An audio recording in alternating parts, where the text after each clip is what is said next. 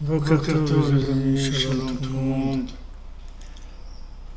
Une excellente journée pour tout le monde, que bracha, d'Atzlacha, de réussite, la santé pour tous ceux qui ont besoin, tous les malades, la santé, mariage, tous ceux qui ont besoin. Que tout soit facile, tout vient facilement par ça, tout.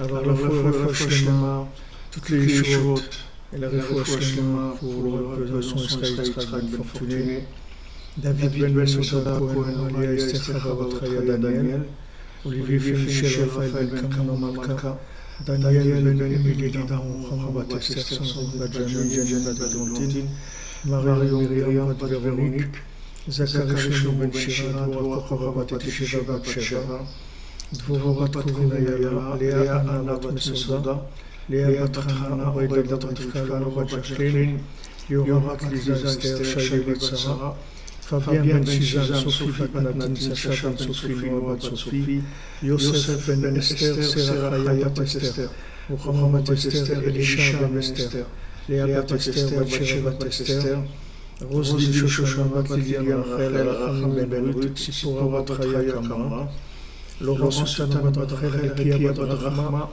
Rebecca Daniel Bat Esther Rachel, Shira Bat Rachel, Shalom ben Moshe ben Shabbat, Simon Gershon Bat Israël, Moshe Raphaël ben Chassiba Levi, Rachel Basmael Bat Mercedes Merucha Simcha, et à la mémoire pour l'élévation de l'âme de Yonatan Chaim Khamous ben Gabriel, Myriam Bat Rachel, Shishon ben Besaudan, Bat Esther Atlan, Shmuel Tibi, Shimon ben Siti, Israël ben Yosef Moshe Avraham, Acharim ben Fresh, Aisha Bat Yemour, Rosbet ben Shabbat Kemoun, David ben Yitzhak, Yekutiel Avraham, Sivoni ben Meir et Rachel. Il y a des échos, ok, alors ça vient de là. Vous allez me dire maintenant si ça va mieux.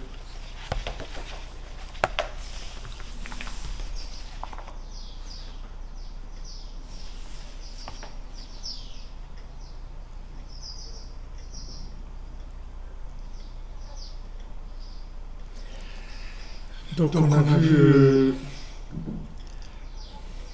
c'est bon, il n'y a pas d'écho.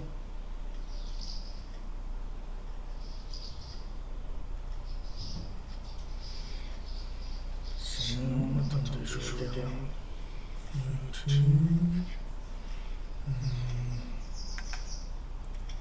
Pourquoi il y a de l'écho aussi. Alors maintenant, je pense que dans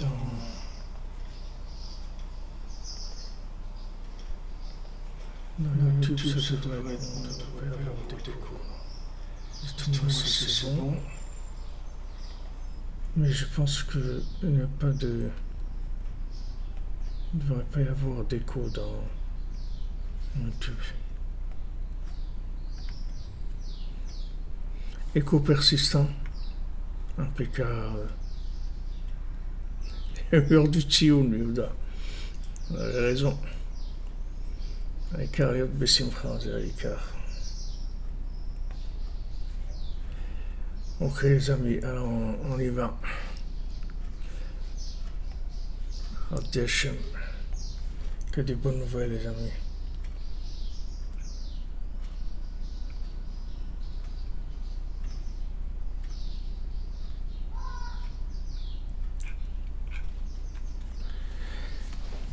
Ok, alors hier on a vu le problème qu'on a eu avec Moshe Rabbeinu pour rentrer en Eretz Israël. Donc comme Moshe c'est Mashiach, donc il devait être le Mashiach et construire le temple unique. Donc ça s'est pas fait, c'était pas le moment. Il n'y avait pas de maturité encore au point de vue éveil d'en bas, si vous voulez.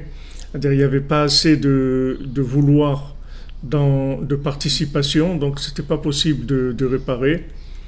Et donc Hachem il lui a donné comme conseil comment faire en sorte d'éveiller le vouloir, comment faire en sorte de connecter les gens, de préparer cette délivrance finale par le bon œil. C'est-à-dire en lui disant, voilà, le fait que tu vas regarder Eretz Israël, avec ça, tu vas pouvoir maintenant amener tu vas pouvoir amener maintenant l'éveil qui est nécessaire pour recevoir les solutions, pour recevoir la connexion. C'est la seule chose qui manque, c'est le vouloir. Donc c'est ce qu'on attend. ובזה הכוח וצו את יהושע וחזקהו ואמצהו כי הוא יעבור והוא ינחיל. Alors maintenant, ici, donc Rabbi Nathan nous rapporte un autre élément qui est fondamental. Il dit maintenant, tu vas ordonner à Yehoshua et tu vas le renforcer, tu vas lui donner la force à lui de rentrer le peuple en Israël. Kihu ya'avor ve'hu yanchil, parce que lui, il va passer le fleuve du Jourdain et lui, il va faire hériter au peuple la terre d'Israël. Kilo yuchal ha'ra'in la'amod negdo al yedei godel kedushat ha'reiyah shelcha shistakalta be'einecha ha'kedoshim me'od bechol eretz Israël. Parce que le mauvais œil ne pourra pas lui faire de mal par le fait que maintenant toi tu as regardé Eretz Israël avec ta vue et que maintenant tu as tourné, c'est-à-dire l'angle de vue sur le côté positif, donc il y aura une possibilité d'éliminer complètement le mauvais œil. Veimshir kedushat Eretz Israël she kedushat hazikaron prinat haaretz eskor. Donc maintenant avec ça il a attiré la bonne vue. La bonne vue, c'est quoi? Le bon regard, c'est le regard de la mémoire. Donc le regard avec la mémoire de l'infini, avec la mémoire de l'autre monde. Donc comment ça se passe au niveau, on a dit au niveau général, on a dit dans l'enseignement, dans le Likutei Moharan, que dès qu'on se lève le matin, on doit penser à l'autre monde, de savoir qu'il y a un autre monde, et avec ça, on va se connecter de façon générale, et après dans la journée, si on a eu le mérite de se lever la nuit et de faire Chatzot et d'entendre le chant de David, l'harpe de David, alors à ce moment-là, dans la journée, on va entendre les messages d'Hachem dans tous les éléments de la création, puisque le but de tout élément qui a été créé, ça n'est que pour nous parler d'Hachem de façon personnelle, avec des messages qui sont personnalisés pour adapter à chacune d'entre nous pour qu'on puisse se rapprocher d'Hachem. Donc maintenant, qu'est-ce que c'est le bon œil? Le bon œil, c'est de regarder le monde positivement. De regarder le monde positivement. C'est-à-dire que maintenant, de savoir que ce monde-là, en fait, c'est un monde où si vous voulez, c'est une mise en scène, mais tous les éléments qu'il y a sur le plateau de la scène, sur l'estrade, tous les éléments en fait sont des messages, ce sont des éléments qui parlent. Comme quand vous faites une pièce de théâtre, on met des éléments. Alors on va faire un cadre qui soit paysan ou qui soit moderne ou qui représente une salle de classe ou n'importe quoi par rapport à ce qu'on a besoin de jouer comme scène. Donc maintenant sur scène, c'est-à-dire ce monde-là qui est une scène immense que Hachem a mis en place pour communiquer avec nous, une scène merveilleuse parce que c'est un monde merveilleux, c'est un monde de merveille. Si on a le bon œil, c'est un monde vraiment merveilleux.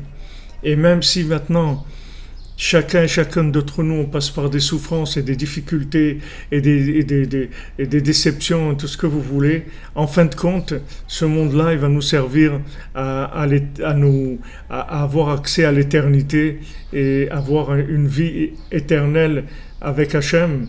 Et ça vaut la peine parce que tout ce qu'il y a eu comme déboire dans ce monde, tout ça, ça va passer.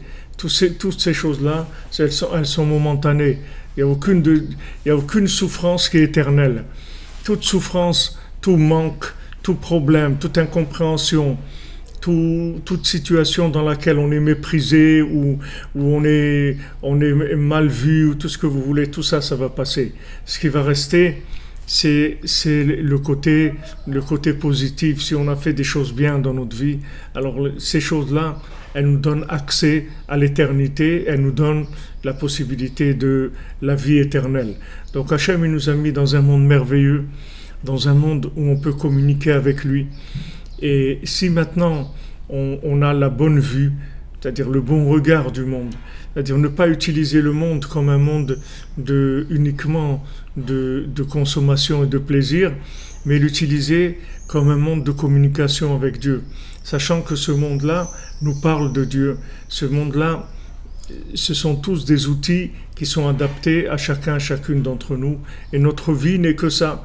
C'est-à-dire notre vie, c'est rencontrer Hachem dans toutes les situations, dans tous les éléments, dans l'argent, dans les rapports humains, dans les rapports affectifs, dans les rapports familiaux, dans tout ce qu'il y a dans le monde, dans la nourriture. Tout est fait pour nous mettre en communication avec Dieu. Donc, mais maintenant, pour ça, il faut sortir du mauvais œil. Le mauvais œil, c'est qu'il veut tout le temps nous faire voir ce monde-là comme un monde de profit et de consommation. Et il nous faut imaginer que la consommation, elle va nous amener à quelque chose. Alors que la consommation, elle amène à rien du tout, puisque en fin de compte, on termine quand c'est le moment de... Voilà, il y a un monsieur là, les pauvres, là, les grisolettes à la vache à l'homme. Un monsieur, je l'ai vu ici à Shavuot, il était là avec nous, un monsieur de Tzfat, de la ville de Tzfat. Et un monsieur mamash qui se levait à Hatzot tous les soirs et étudiait jusqu'au matin et tout. Voilà, je l'ai vu à Hatzot, il était sur le Tsioun devant moi à Shavuot. Voilà, ce matin, je vois une nouvelle qu'il est rentré en Israël et il est rentré donc la semaine dernière, il est rentré après Shavuot, il est décédé comme ça d'un coup, pas très âgé, il devait avoir peut-être 60, 65 ans. Voilà, il n'y a personne qui l'a averti, on n'a pas envoyé un télégramme, on lui a dit, voilà, ça y est, il a fait ce qu'il avait à faire, il s'en va, c'est tout, il n'y a pas de... Je dirais, tout le monde sait que ce monde-là est un monde éphémère, tout le monde le sait, et que la consommation, c'est quelque chose d'éphémère.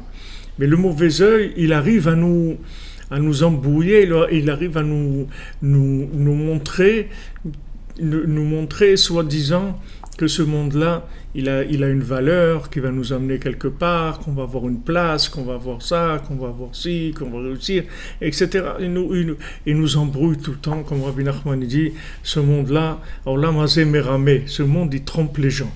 Donc on a besoin de faire une mise à jour de la mémoire sans arrêt, c'est-à-dire une mise à jour de recalculer l'angle tout le temps. C'est-à-dire on doit remettre l'angle de vue de façon à voir toujours la continuité, le chemin où il nous mène, c'est-à-dire où on va d'abord. D'abord où on va, après on commence, mais d'abord qu'on sache où on va. Parce que si on sait où on va, alors les panneaux indicateurs, ils vont nous servir à quelque chose. Mais si on ne sait pas où on va, alors les panneaux indicateurs, à quoi ils vont nous servir ? Vous allez voir des panneaux sur la route, vous dire c'est mignon, ils sont bien faits, ces panneaux, ils sont jolis. Mais ils ne sont pas faits pour être jolis, ils sont faits pour te donner une indication que voilà, dans 10 km, tu dois tourner à droite. Et pourquoi tu regardes ça comme étant des éléments décoratifs ? Parce que tu ne sais pas où tu vas. Si tu savais que tu allais quelque part, alors après tout commence à avoir un sens. Et d'abord, il faut mettre ça en place. Alors, Moshe Rabbeinu, Hachem, il a donné la clé à Moshe Rabbeinu. Il a dit, regarde, maintenant, on ne peut pas terminer, c'est pas le moment. Pourquoi c'est pas le moment ? Parce qu'il n'y a pas la maturité. Comme Rabbi Nachman, une fois quand ils étaient réunis, quelques semaines avant que Rabbi Nachman il soit décédé, Alors, il parlait, il leur disait, voilà, sachez que je vais mourir et tout, mais je reste avec vous, je serai... Alors ils ne comprenaient pas, ils ont demandé, ils ont dit, mais Rabbi, vous n'avez pas dire que vous avez pas dit que vous allez terminer maintenant. On ne devait pas terminer l'histoire, l'affaire, elle devait se terminer maintenant. C'est-à-dire, normalement, c'est lui qui devait être le Mashiach, ou son fils, mais il devait amener la délivrance de son vivant. Alors Rabbi Nachman dit, vous entendez ce qu'il dit? Il a raison. Après il dit, mais quoi, mais quoi, que ça veut dire quoi? J'ai pas terminé, mais c'est sûr que j'ai terminé. J'ai déjà terminé, je vais terminer. C'est-à-dire que maintenant, quand Moshe Rabbeinu l'a regardé Eretz Israël, avec ça il a terminé. Seulement, ça a mis du temps. Entre le moment où il a mis le bon œil sur Eretz Israël, c'est-à-dire il a enclenché le processus de délivrance, et le moment où il y a eu l'action elle-même qui s'est mise en place, il y a eu du temps. Et la chose, elle ne s'est pas faite en une fois, puisque maintenant on est rentré en Eretz Israël, après il y a eu de l'exil, il y a l'exil de Babel, après il y a eu encore l'exil, le deuxième exil dans lequel on est aujourd'hui, et en attendant la possibilité de retour. Donc ce schéma-là, c'est un schéma qui concerne chacune d'entre nous. C'est-à-dire dans notre vie, c'est comme ça. C'est-à-dire que quand on a le bon œil, il y a un moment où on a le bon œil. Le bon œil, c'est-à-dire on arrive à voir un idéal et on fonce vers cet idéal. Et des fois, on est récupéré par l'argent, on est récupéré par des soucis, par des choses comme ça. Alors, une bonne refoua pour Lisa Batrika. Il faut prier pour elle, qu'elle ait une bonne délivrance. Elle est à l'hôpital pour accoucher, Bezat Hashem, depuis hier. Donc, c'est un peu long. Alors, Bissoud Rabbi Nachman, que Léa Lisa Batrika, elle accouche immédiatement et facilement, Bezat Hashem. Voilà, tout le monde est là. Prie pour elle, Bezat Hashem, que tout se passe bien.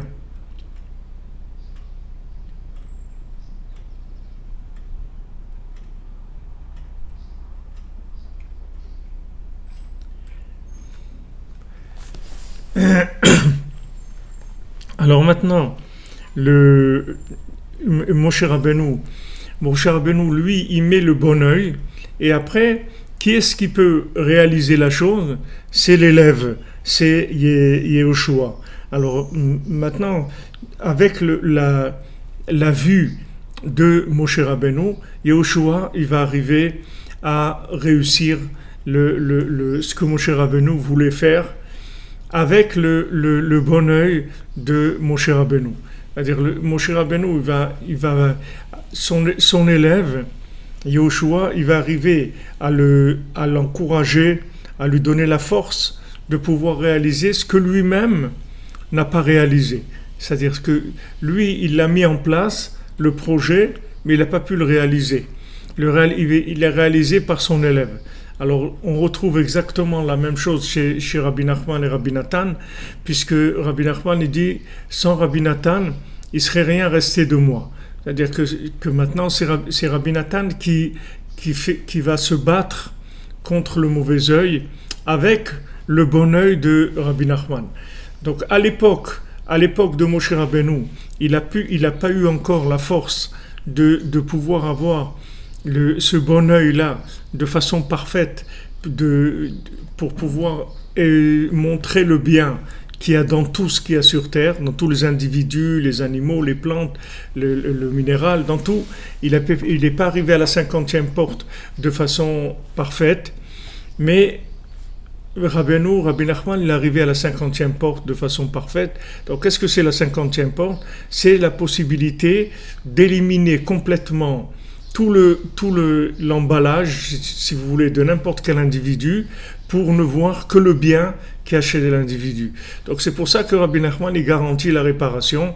Tout simplement, c'est parce que il a fait descendre la miséricorde d'Hachem totale. Qu'est-ce que c'est la miséricorde? C'est la possibilité de voir le bien dans chaque individu. Rabbi Nachman, il a la possibilité de voir le bien dans chacune d'entre nous. Et c'est pour ça qu'on est là maintenant. S'il n'avait pas vu le bien qu'il y a en nous, on ne serait pas levé de nos chaises roulantes. On aurait continué à être ballotté par les gens à droite et à gauche. Donc, en voyant le bien qu'il y a en nous, il le fait vivre, il le fait sortir, il le fait s'exprimer. Et à ce moment-là, ça y est, c'est la Géoula. C'est ça la Géoula. C'est la Géoula, la délivrance, c'est l'expression du bien qu'il y a dans chacun. Donc, Rabbi Nathan, lui, prend le message de Rabbi Nachman. Au début, quand il a entendu la Hitbodedut, et Rabbi Nathan, il voulait aller crier dans le monde. Il a dit à Rabbi Nachman, moi, je vais aller crier partout, que les gens, qu'est-ce qu'ils font, il faut faire Hitbodedut, etc.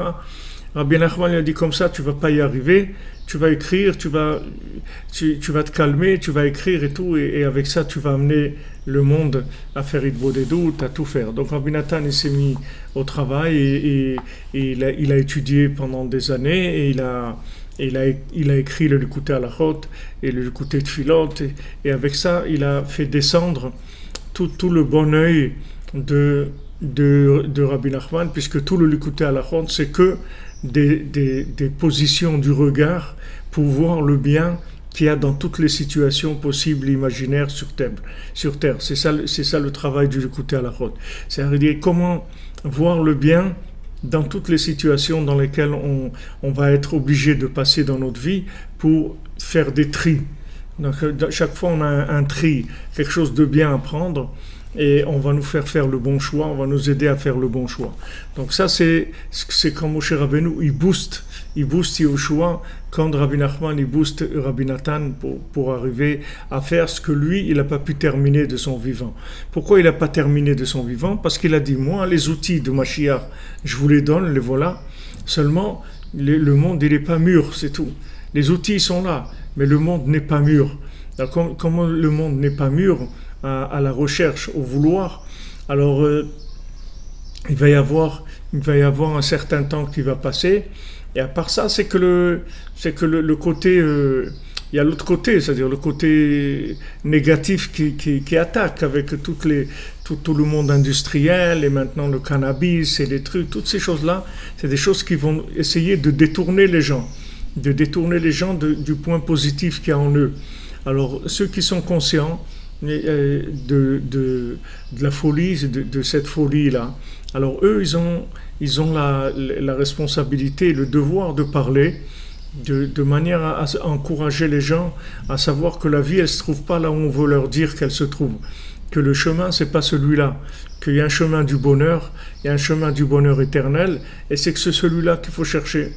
Et ça, on va le trouver dans la communication avec Hachem principalement, puisque c'est la prière qui va nous aider à faire sortir de nous ce point positif, puisque ce point positif, il n'est autre que la présence divine qui est en nous. Et quand maintenant on va communiquer avec Dieu, notre âme, en communiquant avec Dieu, elle va s'éveiller, et à un moment, il va y avoir un déclic que l'âme, elle va prendre le dessus sur l'imaginaire. C'est-à-dire que le côté imaginaire de ce monde, il ne va plus pouvoir nous attraper, parce qu'il va y avoir un bon œil, c'est-à-dire une vision claire, catégorique et déterminée du but, du bien. Et une fois qu'il y a cette vue-là, déterminée, claire, sans aucun doute, à ce moment-là, on a gagné la guerre, c'est fini. On a gagné la guerre, après on avance. C'est tout, on avance et on commence à récolter, et on commence à amortir notre vie en faisant des bénéfices énormes, puisque chaque jour, on va gagner encore du bien, et encore du bien, encore du bien, sans arrêt. Et il y a un moment où ça bascule, c'est-à-dire qu'il faut se renforcer, et à un moment, au début, on fait même un peu semblant, on fait comme si c'était comme ça, c'est-à-dire c'est de l'éducation, on s'éduque un petit peu à être comme ça, et un moment après où la chose devient évidente. Et quand la chose elle devient évidente, alors à ce moment-là, ça y est, on prend, c'est-à-dire que le bien qui est en nous se manifeste comme dans le conte du fils du roi et du fils de la servante. C'est-à-dire lorsque le fils du roi arrive à révéler à révéler la royauté qui est en lui. Et à ce moment-là, il s'assoit sur le trône et il dit au fils de la servante, maintenant, je sais vraiment que moi je suis un fils de roi et que toi tu es un fils de servante. Parce qu'à un moment, il arrive à faire naître le bien qui est en lui et à le mettre sur le trône, c'est-à-dire à l'imposer dans sa vie, à être la ligne principale de sa vie. Et après, quand on va lui proposer on va lui faire des propositions de postes d'esclaves, ça va pas l'intéresser du tout, il va même pas le voir. C'est quelque chose qui l'intéresse pas, parce qu'il est déjà sur le chemin du bien, il est déterminé vers ça, et il a fait naître ce qui est en lui de plus parfait, c'est-à-dire le point positif qui est en lui, c'est-à-dire ce que Hachem a mis en lui comme capacité de connexion avec le monde, c'est-à-dire comment il va se connecter à travers le monde à Hachem. Ça s'appelle la malchout, ça c'est le pouvoir de chacun. Chacun a un pouvoir, ce pouvoir c'est son pouvoir de connexion qui est unique. Maintenant sachez que la vie, le Amalek, le Yetzer, il va essayer à chaque fois de nous usurper notre pouvoir, de prendre notre pouvoir, de le mettre dans d'autres choses. Mais si on applique les conseils de Rabbi Nachman, on va libérer notre pouvoir. On va le libérer de l'esclavage. On ne va plus être esclave. On va être libre. Ça ne veut pas dire qu'on ne va rien faire. On va faire la même chose que tout le monde. On va travailler. On va faire tout ce qu'il y a à faire. On va avoir une famille. On va s'occuper de nos enfants. On va s'occuper de notre jardin. Enfin, je sais pas, chacun il va faire ce qu'il a à faire. Seulement, ça va être complètement différent, puisque ça va être connecté, ça veut dire que ça va être l'expression de moi-même. C'est pas du tout quelque chose qu'on m'a refilé de façon imaginaire, en utilisant l'imagination. C'est moi-même, mamash. Donc voilà le travail qui fait exactement, monsieur Yoshua bin Nun, exactement. Quand vous dites Yoshua bin Nun, vous dites Monsieur Bank, c'est tout à fait exact. Bin Nun, ça veut dire qu'il est entre les deux Nun, c'est-à-dire il est dans le Nun. Yoshua, il est dans le Nun, Mamash, c'est-à-dire il est dans la 50e porte. Dans la 50e porte Mamash, c'est là où il est Yeshua. Il vit dans le Nun, dans le Nun. Rabbi Nachman c'est Moach Nun, Nachman c'est Moach Nun, et Nathan c'est Tfila du Nun. Nathan aussi, il a le Tav entre deux Nun. Rabbi Nachman, il a le Moach, l'esprit, entre deux Nun, et Rabbi Nathan, il a la Tfila entre deux Nun, c'est-à-dire qu'il vit dans le Nun.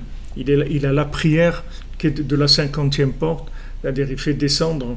Qu'est-ce que c'est la 50e porte? C'est la possibilité de faire basculer la vue vers le bien uniquement. C'est ça la 50e porte. C'est pour ça que Rabbi Nachman il garantit tout ce qu'il garantit. C'est parce qu'il a la méthode. Il a la méthode, c'est-à-dire du moment où il amène l'esprit de la 50e porte avec Rabbi Nathan qui a la prière de la 50e porte, c'est-à-dire qui fait descendre la prière, qui fait descendre la possibilité de réaliser l'esprit dans le concret. Alors à ce moment-là, il y a plus de... On peut plus nous tromper, puisque, comme on l'a dit hier, comme la 50e porte, ça annule complètement l'arbre de la connaissance du bien et du mal, donc c'est terminé. Du moment où quelqu'un, vous ne pouvez plus l'attraper par l'imaginaire qui va se glisser sur sa réflexion, puisque c'est là où on se fait attraper, c'est-à-dire quand on fait des calculs, et quand on calcule et que l'imaginaire rentre dans les calculs, c'est là où on se trompe. Combien de gens ils disent « Ouais, c'est vrai, mais je savais pas que ça allait être comme ça, je savais pas que les choses étaient comme ça, moi je pensais que ça allait être autrement, etc. » Alors maintenant, c'est sûr que si tu te laisses aller à ta réflexion, tu vas arriver n'importe où. Mais du fait que maintenant Hachem il envoie une folie dans le monde, une folie qui détruit la réflexion, et que les gens ils ont de moins en moins la possibilité de réfléchir, parce que ça sert à rien en plus. Les gens ils se rendent compte que ça sert à rien. Alors les gens ils vont aller vers le cœur, vers l'arbre de vie, c'est-à-dire ils vont chercher de la connexion, ils vont chercher des conseils, ils vont dire voilà dites-moi quoi faire, c'est tout. Moi j'ai pas besoin de comprendre. Moi dites-moi qu'est-ce qu'il faut faire. Alors Rabbi Nachman à ce moment-là il vient et nous dit voilà tu fais comme ça et ça va marcher. Donc c'est comme ça qu'on va réparer le monde. Ça s'appelle le bon œil. Ça s'appelle le bon œil. Le bon œil ça veut dire que maintenant je vois le but, je le vois clair. Il est clair.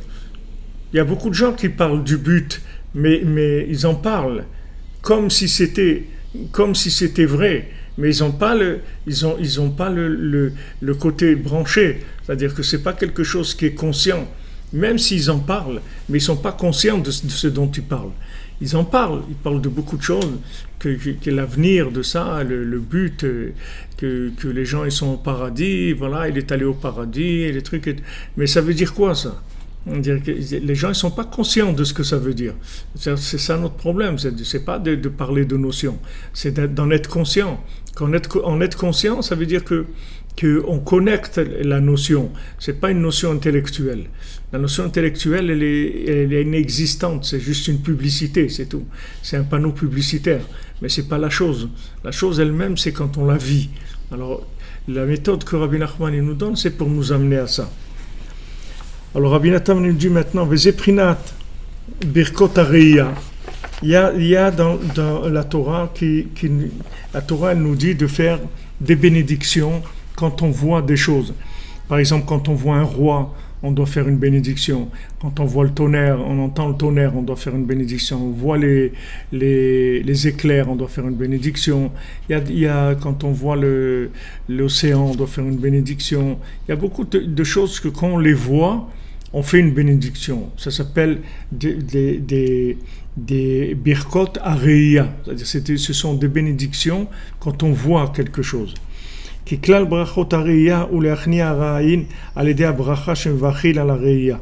Parce que maintenant, tout le principe de faire une bénédiction, quand on voit quelque chose qui est une chose spéciale, une chose importante, c'est pour enlever le mauvais œil qu'il y a sur cette chose-là. C'est ça le principe de la bénédiction, en général. En général, la bénédiction, elle est faite pour enlever le mauvais œil. C'est-à-dire, quand maintenant vous allez manger un fruit et vous dites « Béni soit Dieu qui a donné, qui a créé ce fruit », alors vous enlevez le mauvais œil de ce fruit. Qu'est-ce que c'est le mauvais œil de ce fruit ? De croire que ce fruit-là, il est là pour donner du plaisir, c'est tout. Non, ce fruit-là, il est pas là pour donner du plaisir. Ce fruit-là, il a un message. Il a une âme. Il a une âme. Et c'est ça qui m'intéresse. Maintenant, comment je vais pouvoir faire sortir l'âme qu'il y a dans ce fruit. Comment je vais pouvoir la connecter, c'est-à-dire la prendre, l'ajouter à mon âme, par le fait que je fais la bénédiction. La bénédiction, c'est se mettre sous l'angle de vue qui permet d'extraire la spiritualité qui est dans la chose. Alors, dans la bénédiction du regard, de la vue, là on le voit de façon précise, mais en fait tout le principe des bénédictions c'est ça. Le principe de la bénédiction c'est de faire descendre la mémoire infinie dans la chose, puisque la mémoire infinie c'est ce qui a créé cette chose-là, donc on la fait descendre vers la chose pour qu'elle nous révèle l'âme qu'il y a dans la chose, et que cette âme-là vienne enrichir notre âme pour nous donner maintenant des capacités de pouvoir plus grands. Ensuite, on pourra gérer et traiter des choses plus importantes avec ce surplus d'âme qu'on va avoir. Alors tout ce qu'on vit dans tout le temps, c'est ça, que ce soit dans les repos humains, dans la nourriture, dans l'argent, dans tout, c'est ce rapport-là qu'on a avec les choses. Donc ça fonctionne comme ça, si vous voulez. L'objet ou le fruit ou la situation ou l'argent, ce qu'il y a sur terre, a un emballage. Cet emballage-là, il a une emprise de l'imaginaire. L'emprise de l'imaginaire, c'est de croire que cette chose-là, elle est là pour en tirer un profit et un plaisir momentané. Et voilà, maintenant, comme on dit, il y a une partie de plaisir. Les vacances, c'est bien beau, mais c'est passé. Non, nous, on devait des vacances qui passent jamais. Moi, toujours quand j'étais petit, c'était ça que je voulais. Je dis, moi, je veux pas que ça s'arrête les vacances. Moi, je veux des vacances tout le temps, c'est tout. Cette joie qu'on a dans les vacances et tout, comme on est bien, on rigole tous, on est joyeux, tout ça. Mais je veux que ça soit tout le temps comme ça. Je veux pas que ce soit que pendant les vacances. Je veux que ça soit mon mode de vie. Je veux pas que ce soit les vacances. Alors maintenant, comment ça fonctionne? Donc voilà, cette situation-là qui se présente à nous, c'est une situation qui a un emballage sur lequel il y a un mauvais œil. Maintenant, pourquoi elle a un emballage? Parce qu'elle ne peut pas venir de façon révélée, sinon elle serait ingérable, intraitable, on ne pourra pas la recycler. Donc cette situation elle vient dans un emballage dans lequel on va avoir une approche graduelle pour pouvoir opérer la chose qu'on doit opérer dessus, c'est-à-dire récupérer le bien qu'il y a dans cette chose-là. Alors quand on fait la bénédiction, qu'est-ce qu'on fait? On fait descendre la mémoire éternelle qui a créé cette chose-là, puisque cette chose-là a été créée par la parole d'Hachem. Donc on le dit, maintenant on dit Baruch Ata Hashem Elokeinu Melech Haolam Boré Peri Haetz. Voilà, béni sois-tu, maître du monde, qui crée le fruit de l'arbre. Ok? Donc je dis voilà, ce fruit de l'arbre, c'est Hachem qui le crée. Quand je dis ça, qu'est-ce que je fais? Je déballe, c'est-à-dire j'enlève le côté emballage, le côté imaginaire dans lequel il y a l'emprise du mauvais œil qui me pousse à consommer. J'enlève ça. Et qu'est-ce qui ressort? Il ressort le diamant qu'il y a dans le fruit.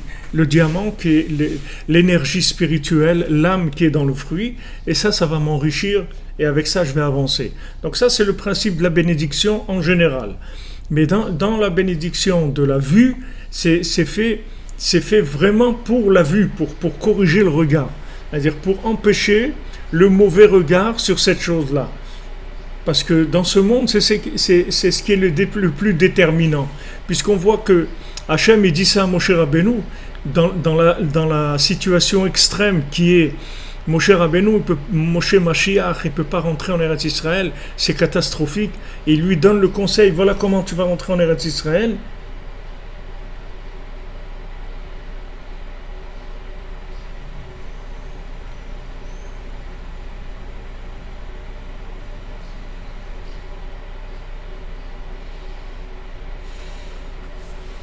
Voilà comment tu vas monter en Eretz Israël, par le bon œil qui va repousser le mauvais œil.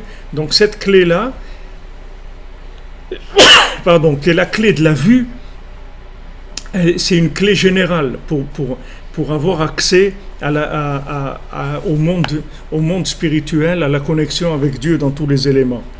Donc maintenant, quand on fait cette bénédiction sur la vue, qui est bracha et prina tovaim, parce que la bénédiction, ça, c'est un principe de bon œil. Puisque quand on bénit quelqu'un, ça veut dire quand on dit à quelqu'un je te bénis, ça veut dire qu'on a un très bon œil sur lui, on a un bon œil. C'est pour ça qu'on lui dit on le bénit, d'accord? C'est-à-dire on te bénit, que tu réussisses, que tu es tout. Ça veut dire qu'on a un bon œil, on amène sur la personne le bon œil. On a le bon œil puisqu'on lui souhaite du bien et on attire sur elle aussi le bon œil. Prinatov Aïnuhu Yevorach, comme c'est écrit, celui qui a le bon œil, il va être béni. Parce que tout ce qu'on voit, on doit en comprendre des allusions pour servir Hachem. Particulièrement quand on voit quelque chose d'exceptionnel. Quand il y a quelque chose d'exceptionnel, tout de suite, il faut se mettre en position d'observation. On voit ça dans les contes, dans le conte de l'infirme. Alors cet infirme-là qui a passé des mois à ramper, à manger de l'herbe et à ramper parce qu'il était paralysé du bas du corps, il ne pouvait pas marcher.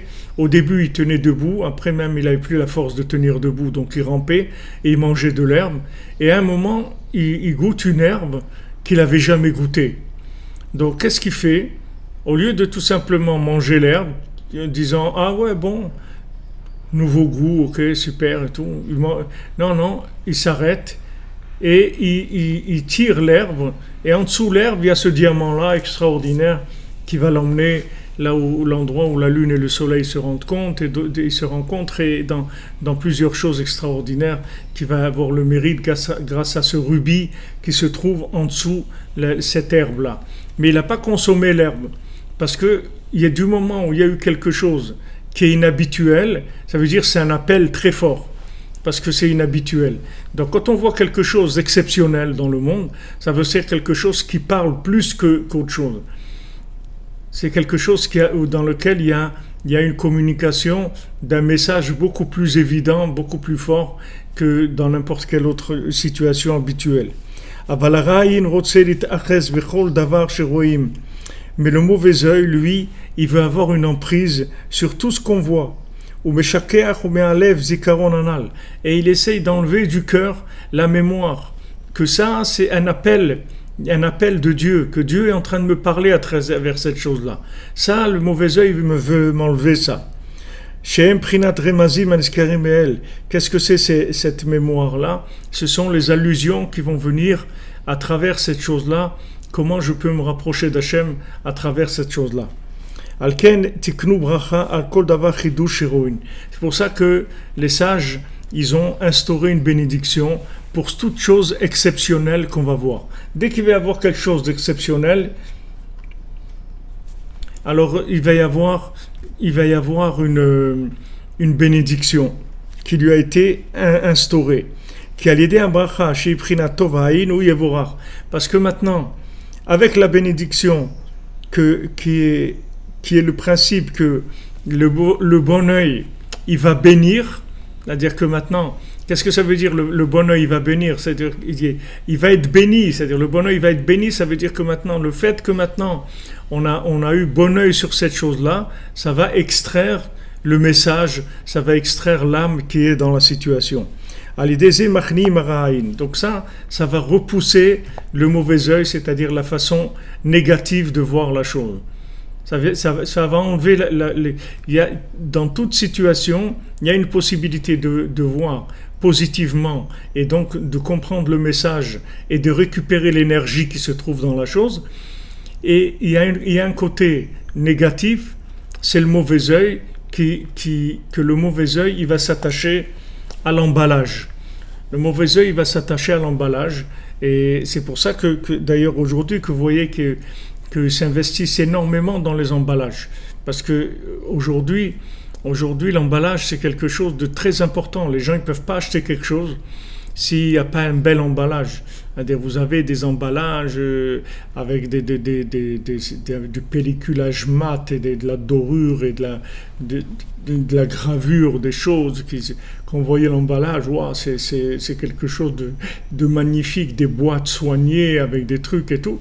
Parce que tout ça, c'est pour amener le plus possible de mauvais œil, c'est-à-dire détourner l'œil sur l'emballage. Comme on dit que l'emballage est vendeur, c'est-à-dire que les gens, à la limite, ils vont acheter l'emballage. Ils ne vont pas tellement s'occuper du produit, ils vont s'occuper surtout de l'emballage. C'est-à-dire quand il va y avoir deux emballages, ils vont acheter le plus bel emballage. Et ils ne vont pas regarder la qualité du produit, mais ils vont regarder plus l'emballage. Alors le mauvais œil, il attaque. Il attaque en essayant de détourner complètement l'intention de cette chose-là. Cette chose-là, elle est là pour nous parler. Elle veut nous dire quelque chose. Maintenant, pour qu'elle puisse nous dire quelque chose, il faut enlever le mauvais œil. Il faut avoir le bon œil sur la chose. À ce moment-là, la chose, elle va commencer à parler. Comme les individus. Si vous voulez que les individus parlent, s'ils s'expriment, il faut avoir un bon œil. Si vous avez un mauvais œil, si vous avez un professeur qui des fois, il a des élèves qui prend comme ça en antipathie, comme ça il devient antipathique par rapport à ces élèves-là. Alors il les bloque complètement, ils ne parlent plus, ils n'ont plus envie de participer à la classe, rien du tout, il les a bloqués complètement avec son mauvais œil. Il les bloque. Alors dans la vie, les individus, c'est pareil, si vous n'avez pas un bon œil sur les gens, ils ne peuvent pas s'exprimer. On voulait qu'ils s'expriment. Ils n'ont pas du tout envie de vivre cette chose-là, même pas de vivre. Il y a des situations où les gens ils regrettent de les vivre. Ils n'ont même pas envie de les vivre, ces situations-là, tellement il y a un mauvais œil. Donc ce mauvais œil vient pour essayer de cacher l'essentiel. Il veut nous détourner de l'essentiel. Donc on a besoin de la bénédiction pour lutter contre. Donc Hachem nous a donné quelque chose de magnifique. Merci mon Dieu qui nous a donné cette méthode-là qui est facile, extraordinaire. Alors on fait la bénédiction, et quand on fait la bénédiction, en fait on fait appel à ce qu'il y a dans l'emballage. On fait appel au produit qu'il y a à l'intérieur et on le libère, on le fait sortir, et à ce moment-là il va s'exprimer, il va nous dire la chose qu'il a à nous donner.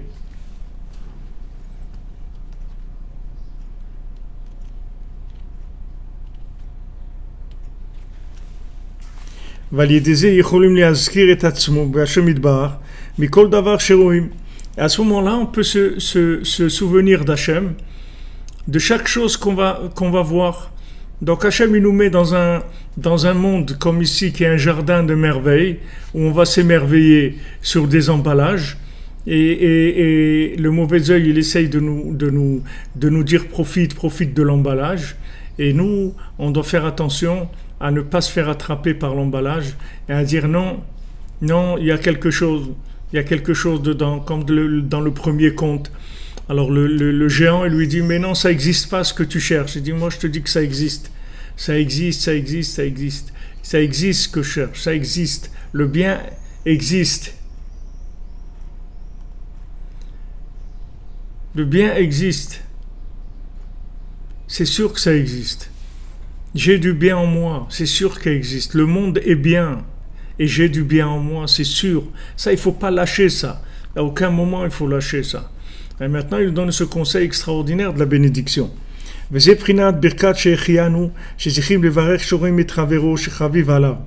Et maintenant, il y a une bénédiction, c'est-à-dire qu'il nous a donné la vie jusqu'à ce moment-là. Quand on voit quelqu'un qu'on n'a pas vu pendant 30 jours et qu'on aime, alors on le voit, on fait la bénédiction. Qu'Hachem nous a donné la vie et il nous a donné la possibilité de nous maintenir et de nous amener à ce moment-là où on se rencontre quelqu'un qui aime, il a un ami qu'il n'a pas vu depuis au moins 30 jours. Maintenant il fait la bénédiction. Qui avat travero yakar meod. Parce que l'amour de son prochain, c'est quelque chose de très précieux. Parce que l'amour, c'est quelque chose qui est le contraire du mauvais œil. C'est-à-dire qu'il n'a pas le mauvais œil sur son prochain. Souvenez-vous ce qu'on a étudié dans le texte de la Torah, c'est-à-dire que David Amelech, il avait le mauvais œil d'Avshalom, son fils qui voulait le tuer, parce qu'il ne pouvait pas supporter le bien qu'il y avait dans David. C'est normal, David c'est Mashiach, donc c'est tout le bien de tout ce dans l'humanité qui se trouve concentré dans un individu. Ça lui donne une grâce, une beauté, un pouvoir extraordinaire. Donc son fils Avshalom, il voulait prendre le pouvoir et il voulait tuer son père pour prendre le pouvoir. Et aussi Shaoul, le roi Shaoul, il ne pouvait pas supporter que maintenant il a perdu la royauté. Lui, il a perdu la royauté. Hachem lui a dit, voilà, tu n'as pas tué Amalek, ça y est, tu as perdu la royauté. Mais comme on dit, ça ne lui passait pas que ce soit David qui prenne cette chose-là. Alors Rabbeinu dit là-bas que le Ikar du Ra'in, il nous dit la racine du mauvais œil, c'est que son œil est mauvais sur son prochain. C'est-à-dire que il ne veut pas, il ne veut pas, il ne supporte pas la réussite de son prochain. C'est pas la réussite qu'il a acheté la dernière Ferrari. C'est pas ça, c'est pas que ça. Ça aussi, mais ça c'est secondaire. Le principal du mauvais œil, c'est que la personne ne supporte pas que l'autre il se soit trouvé, il se soit réalisé dans sa vie. C'est ça que supporte pas. Alors quand il y a des gens que malheureusement ils ont mauvais œil sur leur prochain, alors ils essayent d'empêcher l'autre de vivre, d'empêcher l'autre de s'exprimer, l'autre de se réaliser. C'est le mauvais œil. Donc la ahava de son prochain, l'amour de son prochain, c'est quelque chose qui est fondamental, puisque quand il y a de l'amour, alors, comme je vous ai dit tout à l'heure, on s'exprime. C'est-à-dire la personne, elle se sent en sécurité, elle s'exprime, elle se sent aimée, c'est-à-dire qu'elle a envie de faire jaillir d'elle-même ce qu'il y a de meilleur. Elle a envie de faire sortir d'elle-même ce qu'il y a de meilleur, le meilleur qu'il y a en elle. Parce que il y a de l'amour. Donc c'est quelque chose de très important. Comment la Torah, elle fixe une bénédiction comme ça, c'est une bénédiction très importante chez Echianu. C'est une grande bénédiction. C'est une grande bénédiction de chez Echianu. Comment on fait cette bénédiction? Parce qu'on a vu son ami qu'on n'a pas vu pendant quelque temps et qu'on l'aime, maintenant on fait une bénédiction. Parce que cet amour-là qu'on peut avoir pour son prochain, c'est quelque chose d'extraordinaire, puisque ça va permettre de faire sortir le bien qu'il y a dans l'autre. Le bien qu'il y a dans l'autre. Les gens, ils cherchent des méthodes, comment résoudre les problèmes psychologiques, et les problèmes de ci, les problèmes de l'autre, Non, c'est pas la technique et comment agir sur le cerveau de l'autre ou l'émotionnel de l'autre. Ce qu'il faut, c'est l'aimer, c'est tout. Si quelqu'un il sait l'aimer comme il faut, il sait aimer comme la personne a besoin d'être aimée. C'est pas comme moi j'appelle aimer. Je vois comment l'autre a besoin d'être aimé. Et quand je trouve l'angle sous lequel l'autre a besoin d'être aimé et que je l'aime comme lui il aime être aimé, ben ça y est, c'est la délivrance, je le libère complètement. Je le libère de tout le mal, de toutes les maladies, que ce soit des maladies physiques, maladies mentales, de tous les manques du monde. Et c'est ça qu'on a besoin. C'est ça qu'on a besoin, c'est ça le Mashiach. Le Mashiach, il va avoir un œil tellement positif que n'importe qui va se sentir aimé, il va vouloir s'inclure en lui. Tout de suite, il va vouloir s'inclure parce qu'il va se sentir aimé.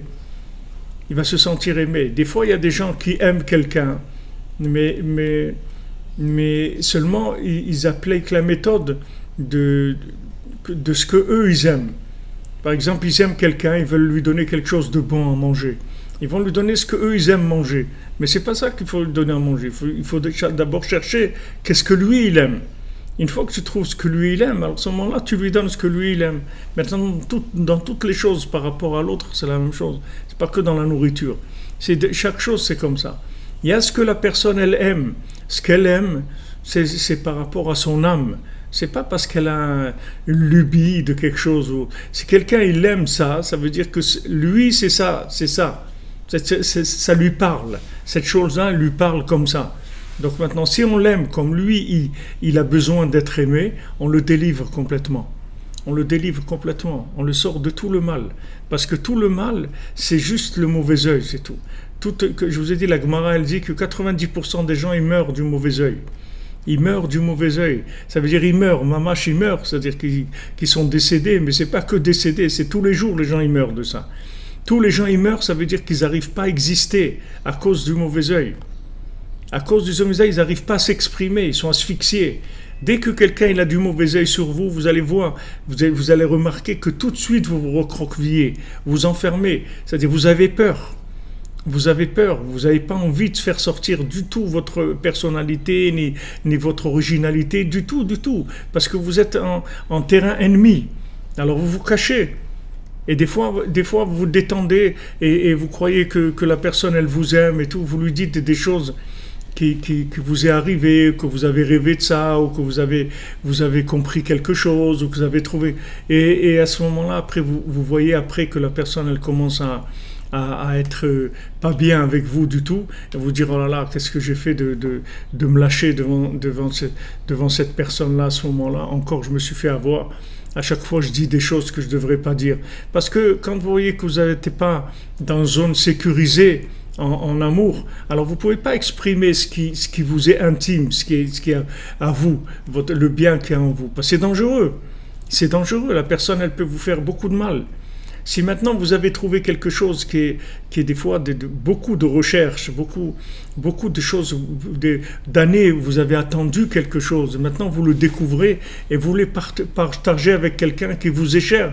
Et vous croyez que la personne elle a un bon œil sur vous. Et après vous voyez qu'elle a un mauvais œil.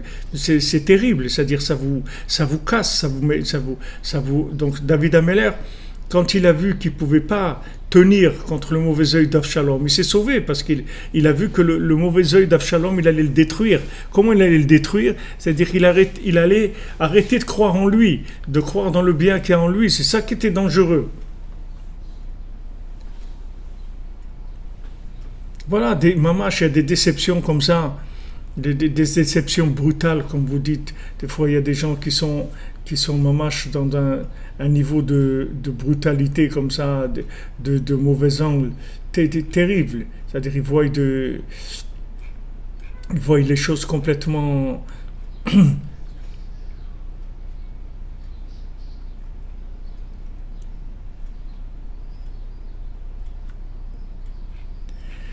Vous comprenez, notre vie, malheureusement, notre parcours dans notre vie, toutes les embûches qu'on a eues dans notre vie, tous les problèmes, c'est que ça, c'est tout.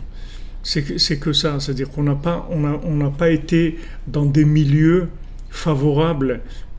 Quand je parle de milieu, ça veut dire c'est une façon de nous voir. C'est pas des milieux de climat. C'est une vue favorable, une vue d'amour sur nous-mêmes pour pouvoir nous permettre de nous exprimer tout simplement, d'exprimer le bien qu'il y a en nous. Alors on vit recroquevillé. Le problème c'est qu'on s'habitue à vivre comme ça. C'est-à-dire on crée une carapace et on vit avec un fonctionnement d'emballage. Et on arrive même à oublier complètement. On arrive à oublier complètement qu'il y a quelque chose à l'intérieur. Pour arriver à être comme David Ameller, c'est-à-dire avoir cette force comme celui qui recherche la princesse qui s'est perdue et qui s'accroche et qui lutte contre tous les géants qui lui font les gros yeux et qu'on lui dit ça n'existe pas. Pour arriver à ça, il faut beaucoup de force. C'est pour ça que Rabbeinu nous donne le conseil de Chatzot de se lever la nuit et de chercher son souffle. Comme il dit, voilà, je me lève la nuit, je serre mon souffle. Je me lève la nuit, je cherche mon souffle, c'est-à-dire je cherche la mémoire du bien qu'il y a en moi. Parce qu'il y a tellement de poubelles qui ont été jetées sur moi dans ma vie qu'à un moment, c'est tellement nauséabond que j'arrive pas à croire qu'il y a un diamant dans la poubelle. Il y a des moments où je commence à douter sur le diamant. Et après, quand je commence à douter, c'est là où toutes les maladies elles commencent à venir. C'est là où la vitalité s'en va, la vitalité de l'esprit, la vitalité du corps. Tout commence à partir. Tout commence à partir.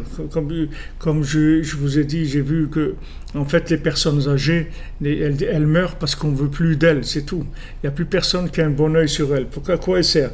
Elles sont plus tellement belles, elles sont toutes flétries, tout truc. Elles ne peuvent pas faire grand-chose. Qu'est-ce qu'elles vont apporter au monde au point de vue consommation? Rien du tout. Au contraire, c'est des gens qui prennent, etc. Et si les gens ils savaient le parfum qu'il y a dans une personne âgée, avec tout ce qu'elle a passé dans sa vie, tout ce qu'elle a accumulé comme expérience, comme connexion, elle a des choses merveilleuses à transmettre. Mais c'est pas ça que les gens ils regardent. Ils regardent qu'est-ce que pour tirer de lui. Mais il n'y a rien à tirer. La personne elle a 90 ans, qu'est-ce que tu vas tirer d'elle? Il n'y a rien à tirer. C'est dans la consommation. Mais si maintenant tu veux chercher quelque chose de bien, alors tu vas voir que les personnes âgées, elles ont du bien, des dizaines d'années qu'elles ont passées ici, elles ont eu des épreuves et qu'elles se sont battues, qu'elles ont surmonté des choses, elles ont vécu des expériences qui les ont enrichies, elles ont beaucoup de dates, de conscience à donner. Mais quand les gens ne cherchent pas ça, alors bien sûr une personne âgée, ça ne sert à rien. Alors chacun d'entre nous, il est passé par et il passe encore par le mauvais œil. Le mauvais œil, il veut détruire l'individu, le détruire par le fait qu'il veut l'empêcher de naître. Même si la personne a 20 ans ou 30 ans ou 50 ans, on ne veut pas le laisser naître. On ne veut pas le laisser naître. On ne veut pas. On veut qu'il passe sa vie dans l'emballage. On n'accepte pas l'expression de l'intérieur. On veut des emballages, c'est tout. On veut comme on dit, il m'a remballé. Qu'est-ce que je dis, il m'a remballé? Il m'a remis dans mon emballage, c'est tout. Il m'a remis dans l'emballage, c'est ce qu'il m'a remballé. Je me suis fait remballer. C'est-à-dire, ils m'ont remis l'emballage. Ils m'ont remis une couche d'emballage. J'ai été pour pouvoir... j'ai été moi, j'ai été dans un rendez-vous, dans quelque chose pour que la personne elle me dise waouh, extraordinaire, vous êtes quelqu'un d'exceptionnel, je vois en vous une capacité de réussir et de faire des choses, de faire des choses très valables. Je le vois dans votre attitude, votre façon de parler, d'analyser. Voyez, au lieu que la personne elle fasse une extraction du bien pour que le bien il s'exprime, et fait le contraire. Il dit non, mais je ne vois pas en vous tellement la personne qui peut correspondre à ça. Tout ça, c'est pour vous payer moins, ou bien pour vous détruire, tout simplement. Parce que le mauvais œil, il est là pour détruire le monde. Il va empêcher les gens d'exister. Parce que si maintenant vous sortez de l'emballage, vous n'allez plus être un esclave. Le jour où vous allez comprendre que vous n'êtes pas un emballage et que vous avez le droit à la vie comme tout le monde et que vous pouvez faire vous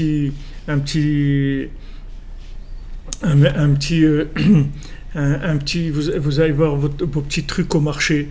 D'ailleurs, le truc au marché, les gens ils déballent au marché, oui.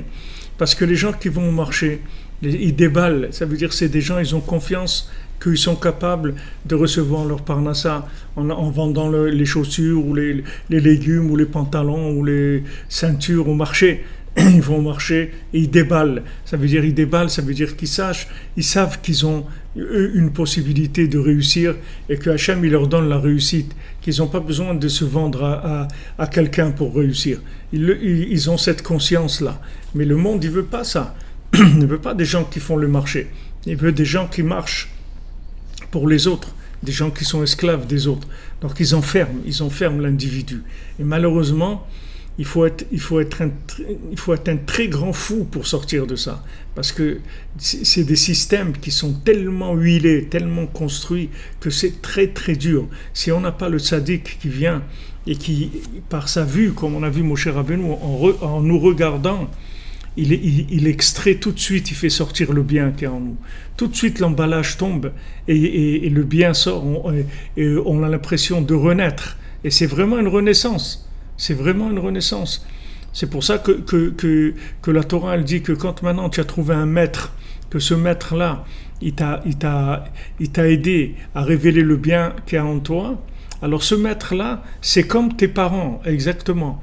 Parce qu'il t'a fait naître, mamash, et il dit même ton corps, c'est pas que ton âme, c'est même ton corps, c'est lui qui l'a fait naître.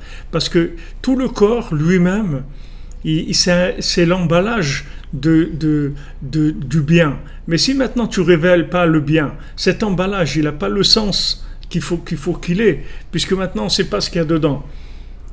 On ne sait pas qu'il y a dedans. On a dit il n'y a rien dedans, c'est que de l'emballage. Alors même l'emballage, il a perdu l'importance qu'il a. Tandis que maintenant, si on sait que cet emballage, il y a un diamant dedans, alors même l'emballage, il a été recréé, il renaît. Il y a une nouvelle santé, de nouvelles énergies, même physiques. Vous avez retrouvé de la force pour faire des choses, vous avez envie de construire, de faire, et tout ça, ça vient du bon œil. Donc ici, comme Rabbeinu dit comment c'est important la ahava entre les gens. C'est-à-dire quand on voit quelqu'un, on l'aime, ça veut dire qu'on aime le bien qu'il y a en lui, et en aimant le bien qu'il y a en lui, ce bien-là, il va se révéler. Et c'est ça qu'on a besoin, c'est ça la Géoula. C'est ça la Géoula. Au Hachem qu'on a Rabbi Nachman qui voit le bien qu'il y a en nous et qui nous pousse sans arrêt à regarder chacun et chacune le bien qu'il y a en elle et dans les autres. Il dit ne vous laissez pas avoir, ne vous laissez pas tromper, vous avez beaucoup de bien en vous, vous avez un bien énorme en vous, ne vous laissez pas avoir. Comme il dit dans les contes,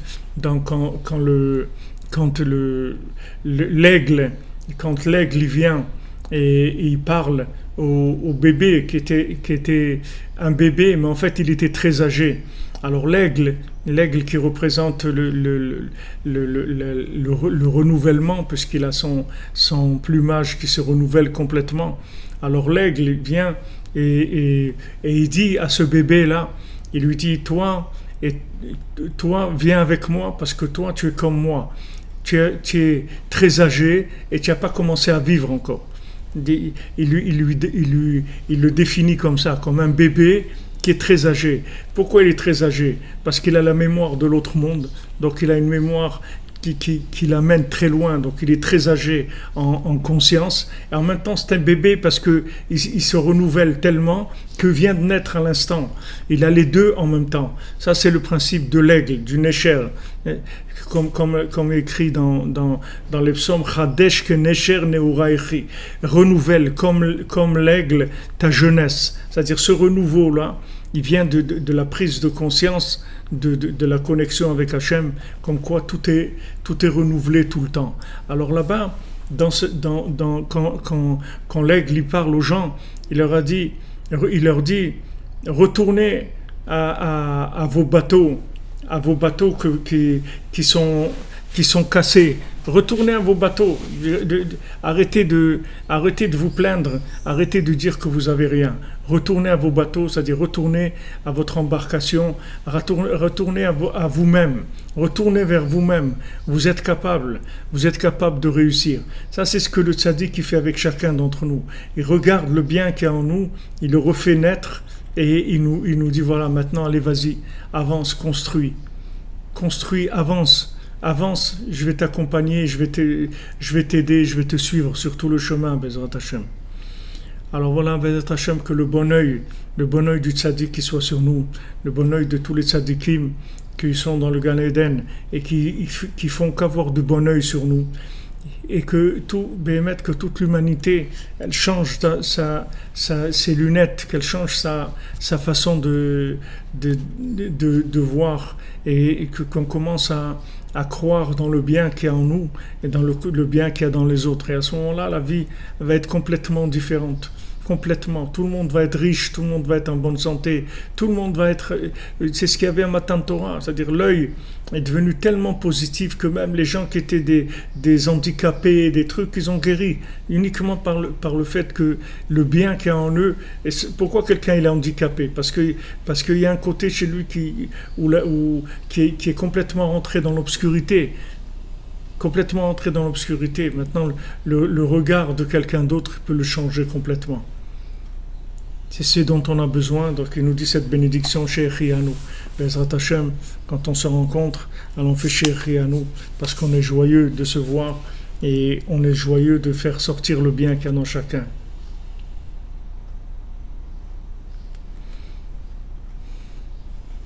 C'est-à-dire, poème jardin, qu'est-ce que vous voulez dire comment vous faites la nuit? Faites la nuit quoi? Comment vous faites la nuit? Vous vous levez la nuit et vous parlez avec Dieu. Avec ça, vous allez enlever toutes vos paniques. Vous n'allez pas paniquer du tout.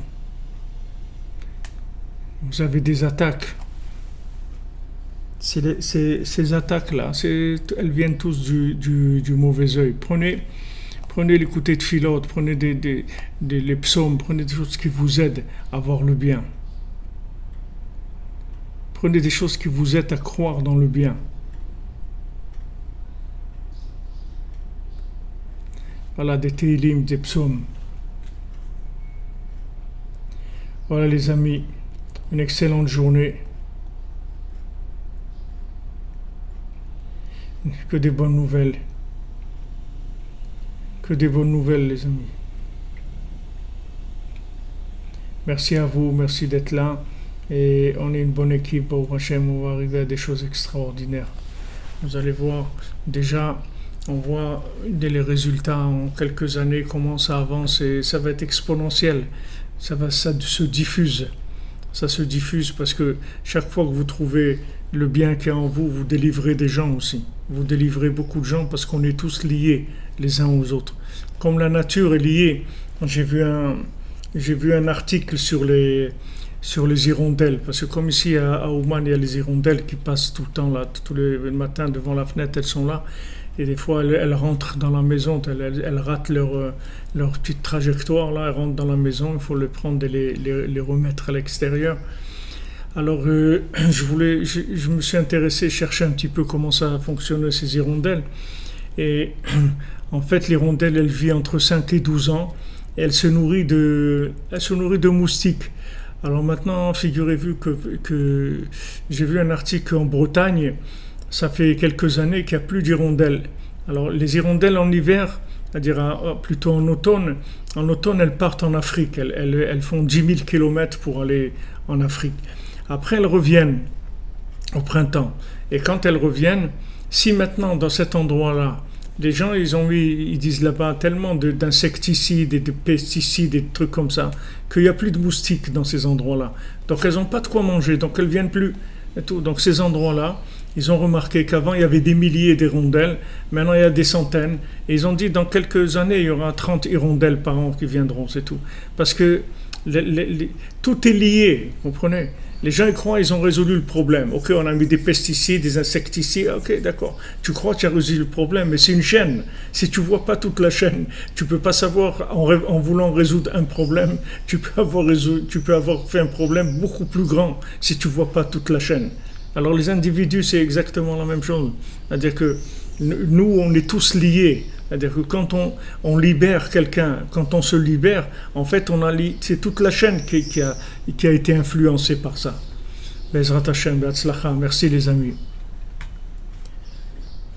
Hashem vous bénisse et vous donne tout ce que vous avez besoin, dans la facilité, tout de suite, immédiatement, dans la facilité, dans la joie, que avec de la miséricorde.